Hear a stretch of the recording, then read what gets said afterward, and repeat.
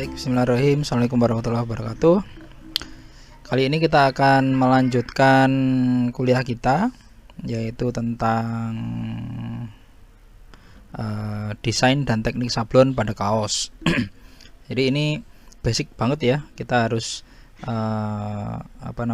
menguasai ini ya, apalagi kalau kita sudah dicap lulusan desain ya, pasti di kampung, di 17-an, di di daerah gitu ya, itu pasti dimintain tolong untuk mendesain kaos. Nah itu saya dari SD ya, SMP, SMA itu kerjaannya suruh desain kaos. Nah oleh karena itu saya membuat tutorial ini ya, karena sebenarnya simple, tapi kalau kita nggak tahu tekniknya basic sablon, kemudian mendesain sablon, maka bisa jadi nanti kesulitan ya, atau mungkin salah dan fatal nanti.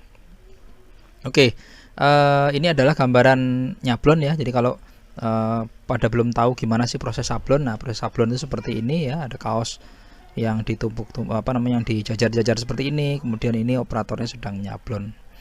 Nah sebelum kita ke tutorial membuat desain sablon atau filmnya sablon, maka kita harus tahu dulu tentang bagaimana sebenarnya prinsip sablon itu gitu. Nah kita akan bahas itu dulu. Nah ini sablon macam-macam ya. Ini ada yang sablonnya tekniknya printing. Nah kita nggak bahas ini ya, karena kalau printing sebenarnya gampang aja, tinggal kita beli printer untuk kaos itu sudah jadi gitu ya. Tapi printernya ini mahal dan ini tidak semuanya tersedia gitu ya. Sehingga kita perlu juga belajar sablon yang silk screen atau yang tradisional. Nah ini juga ada sablon polyflex ya, ada juga bahannya PU, PVC atau foil. Nah ini prosesnya bukan sablon sebenarnya, dia prosesnya cutting stiker lalu di hot press atau dipanasi. Nah kita nggak bahas ini karena ini gampang. Ini kalian tinggal cari aja di Google gitu ya, cara membuat polyflex gitu ya, atau PVC atau PU gitu. Nah itu udah gampang itu, sudah tinggal cutting aja. Tapi ini juga ada kelemahannya karena dia satuan, maka harganya mahal. Sementara yang sablon yang akan kita bahas ini itu harganya murah ya. Nah ini proses sablon polyflex yang di atas ini ya, ini berupa seperti stiker yang di cutting menggunakan teknik cutting lalu dipanasi atau di hot press, dia sudah jadi. Nah, sementara kalau yang di bawah ini sablon plastisol ya, yang sablon pada umumnya atau sablon yang tradisional ya, yang ada sejak dulu. Nah, ini.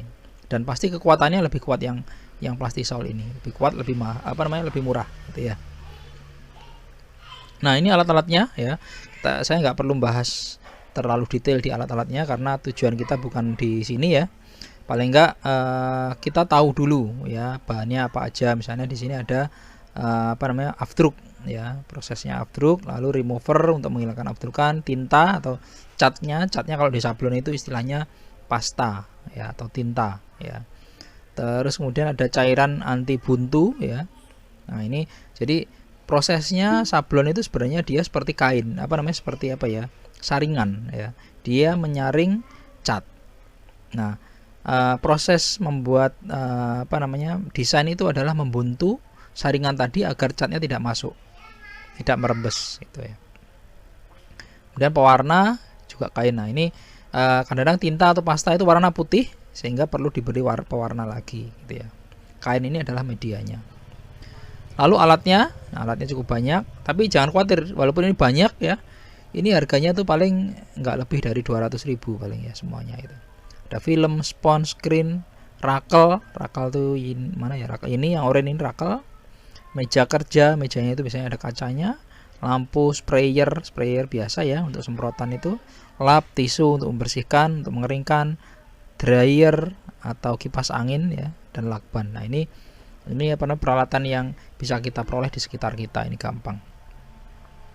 Nah ini prosesnya ya, jadi kalau kita lihat di bawah ini ada kaos ya, kadang-kadang kita bertanya gimana ya caranya dari kertas kok bisa jadi cat atau jadi warna di atas kaos gitu ya. Nah jadi ini yang namanya screennya Screen itu seperti kain ya, seperti saringan. Ketika kita sudah after desain kita di sini, maka screen tadi ada yang buntu dan ada yang berlubang gitu ya. Nah, yang berlubang itu tadi nanti akan ditembus oleh cat ke atas kain ini gitu.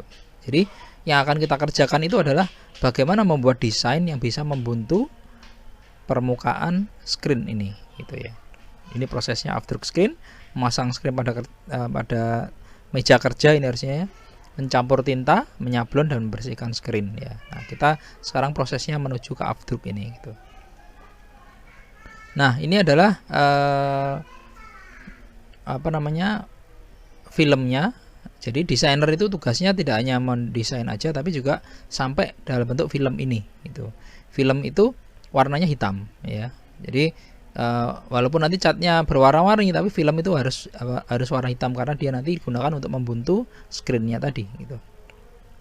Nah, bisa juga di print dengan printer apapun ya. Ini pakai printer inkjet juga bisa. Yang paling bagus itu laserjet karena dia anti air dan permukaan biasanya kita ngeprintnya di kalkir, walaupun ini sebenarnya di kertas biasa juga bisa atau kertas HVS juga bisa.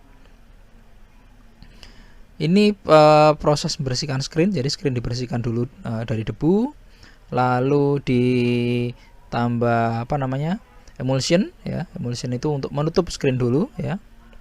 Setelah itu dikeringkan ya dengan dipasangin dengan hair dryer gitu ya.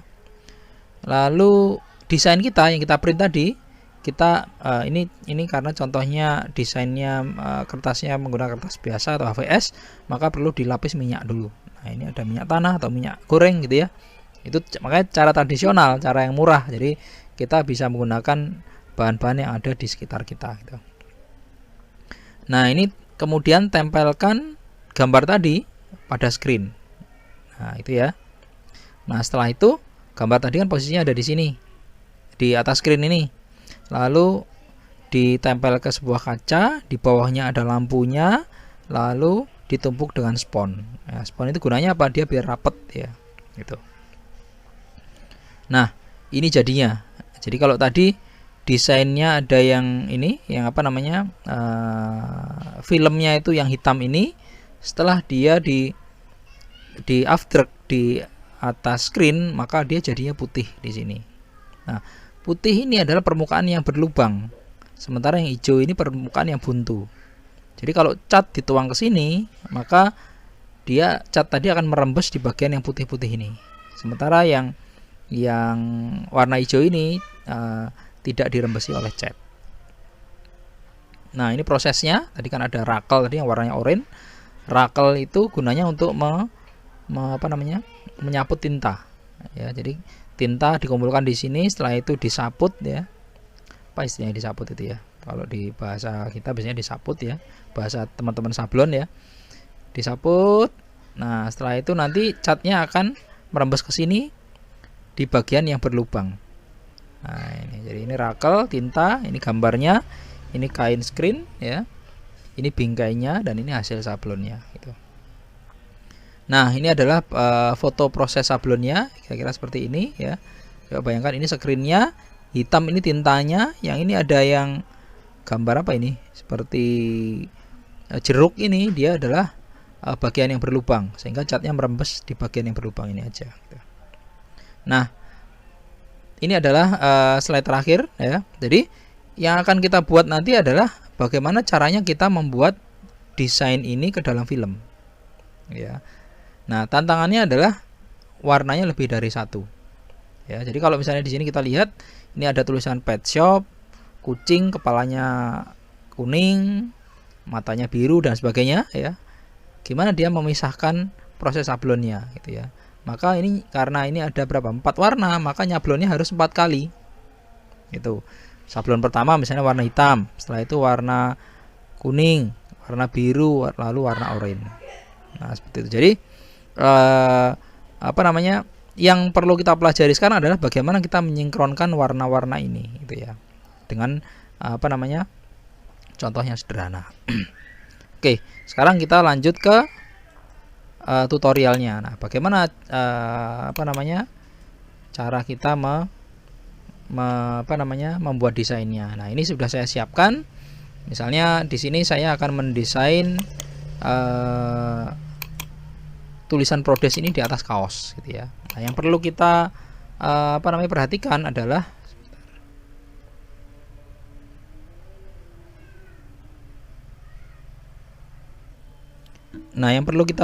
di sini adalah oke, sorry, ini ada sedikit teknis gangguan teknis ya. Nah, kita perlu perhatikan di sini adalah kita harus mencermati dulu bahwa warna yang tebal ada di sablonan pertama atau sablonan kedua. Nah, jadi kalau misalnya di sini itu ada warna biru sama kuning ya. Nah, kita harus pelajari dulu ini yang nyablonnya kira-kira kuning dulu atau biru dulu. Nah, kalau kita nyablonnya biru dulu baru kuning, kira-kira kelihatan atau tidak? Enggak kan? Ya, kita pakai logika aja. Kalau ada warna yang gelap ditindih sama warna yang terang, jadinya warna yang terang tadi nggak kelihatan, ya kan? Tapi kalau caranya adalah misalnya ini warna kuning, lalu yang tengah ini warna biru, maka ini nggak masalah. Bentar.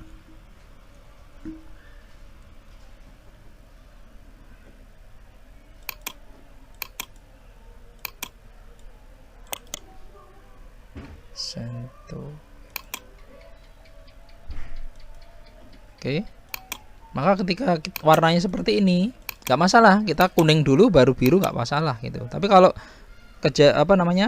kasusnya berbeda sebaliknya, maka kita harus hati-hati. Nah, yang akan kita pelajari sekarang adalah yang kasus ini gitu ya. Gimana caranya biar sablonannya nanti biru sama kuningnya itu pas gitu ya. Nah, ini yang dinamakan dengan bleed ya. Bleed.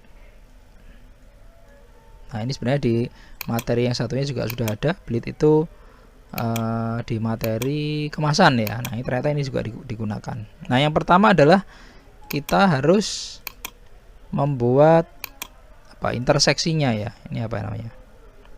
Kita copy dulu untuk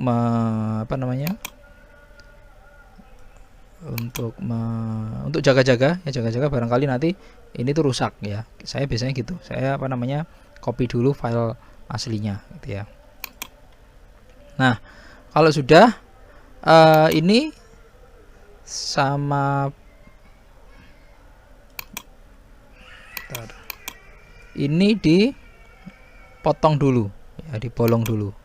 Nah, ini bolong ya. Nah, itu. Oke, lalu kita ambil kuning. Nah, ini gunanya biar kita ambil tulisan tadi biar nanti kita bisa simulasikan gitu ya. Nah, karena tadi kuning itu biru itu dia ada di luar kuning, atau biru itu ada di atas, kuning itu ada di bawah, maka kan gampangannya ini kan bolong kan ya. Sebenarnya bisa juga seperti ini ya. Misalnya saya membuat kuning ya,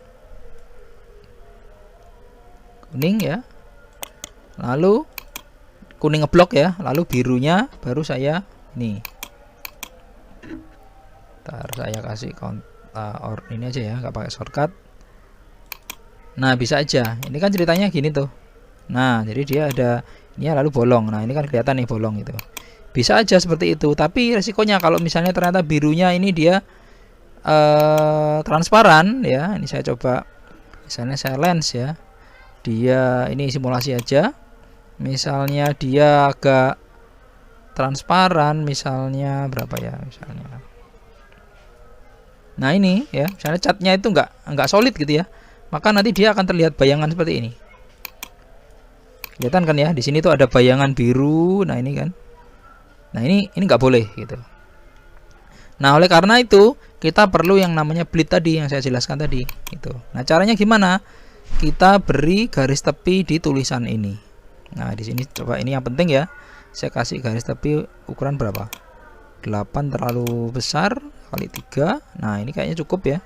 3 juga kebanyakan, 2 aja gitu ya. Nah, nanti kita coba bandingkan. Ini yang satunya tanpa garis tepi, yang satunya dengan garis tepi. Oke, ini saya buang dulu, saya hapus saja karena kita nggak pakai itu ya. Nah, masalahnya sablon itu kan manual ya. Nah, kita perlu memperkirakan gimana caranya biar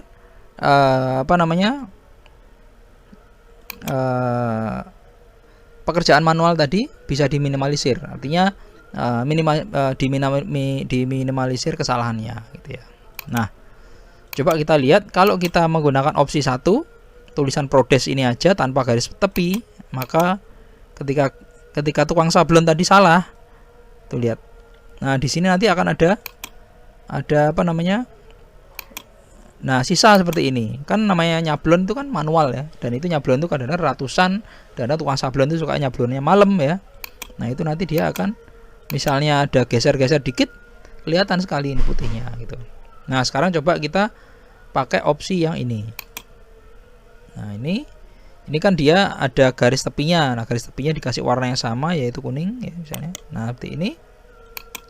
Coba kita pinggirkan. Ketika kita mengepaskan ini ya, itu akan lebih mudah tukang sablonnya gitu. Kenapa? Karena dia ada garis tepinya ya. Jadi kalau misalnya ada sedikit meleset dikit, paling dia masih tercover tuh ya kan, ini kan meleset, dia masih tercover, dan dia efeknya nggak terlalu jelek kayak gitu. Paham ya? Dan itu yang dimaksud dengan bleed tadi. Bleed itu artinya, bleed itu kan kelebihan ya. Jadi seperti blood itu kan darah ya, bleeding itu kan berdarah-darah. Jadi kayak ada misalnya ini terluka kan ada darahnya. Nah, jadi dia itu kayak meluber seperti itu gitu. Oke, itu sudah paham ya prinsip dari bleed tadi. Jadi artinya adalah tiap kita membuat sablonan seperti ini, maka jangan lupa diberi lebihan, biar nanti tukang sablonnya nanti nggak kesulitan. Oke, sekarang kalau itu sudah paham, ini saya hapus dulu. Kita lanjutkan ke membuat filmnya. Nah, ini kan sudah oke ya. Jadi desainnya sudah oke ini. Ini sudah, kalau kita geser-geser dikit masih aman karena dia masih terperangkap di dalam bleed tadi gitu. Nah, lalu sekarang kita membuat filmnya. Ya, tadi sudah saya jelaskan bahwa membuat film itu harus warnanya hitam. Nah, maka kita harus convert ini ke dalam warna hitam. Saya taruh sini aja. Nah, kita harus pisahkan ini ke dalam dua film. Film pertama warnanya hitam ya. Jangan lupa garis tepi juga dikasih hitam. Ini juga warnanya hitam. Nah, karena dia masih lens, kita matikan efek lensnya tadi. Lens, kemudian ini di nolkan. Nah, sehingga ini adalah yang jadi film kita nanti gitu. Jadi kalau misalnya ini ukuran A4 ya. Nah, ini tinggal kita print ya. Tinggal kita print lalu kita sablon.